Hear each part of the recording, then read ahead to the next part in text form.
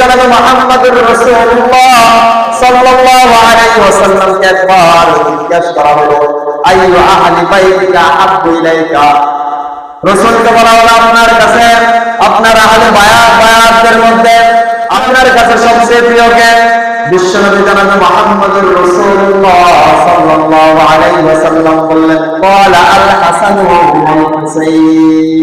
অর্থাৎ আমার কাছে, আমার পরিবার পরিজনের মধ্যে, আহলে বায়াতদের মধ্যে আমার কাছে সবচেয়ে প্রিয়, সবচেয়ে আদরের হচ্ছে আল হাসান ওয়াল হুসাইন, হাসান হুসাইন। সুবহানাল্লাহ।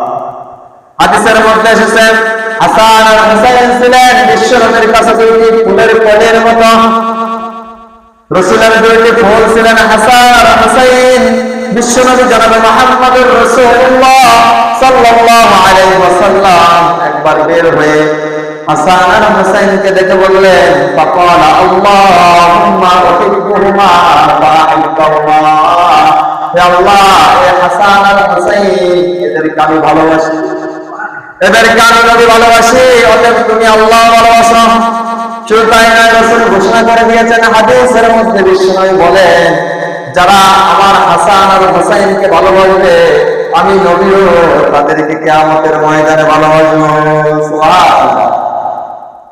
সম্মানিত প্রিয় হাজিরিন, সম্মানিত প্রিয় উপস্থিতি, এই হাসান আর হুসাইনের ব্যাপারে রাসূল সাল্লাল্লাহু আলাইহি ওয়াসাল্লাম বিশ্ববাসীকে জানিয়ে দিলেন, ও বিশ্ববাসী শুনে রাখো, হাদিসের মধ্যে রাসূল বলেন, হযরতে আবু সাঈদ আল খুদরি রাদিয়াল্লাহু আনহু বর্ণিত হাদিসের মধ্যে এসেছে, রাসূল বলেন, আল হাসান ওয়াল হুসাইন সাইয়্যিদু শাবাবি আহলিল জান্নাহ। হাসান আর হুসাইন হলো জান্নাতের যুবকদের সরদার। সুবহানাল্লাহ। জান্নাতে যারা প্রবেশ করবে কেউ বৃদ্ধ থাকবে না, সবাইকে যুবকই থাকবে। তার মানে সকল যুবকের সরদার হলেন হযরত হাসান হুসাইন রাদিয়াল্লাহু আনহু। আর নারীদের সরদার হলেন তাদেরই মা হযরত ফাতিমা রাদিয়াল্লাহু আনহা।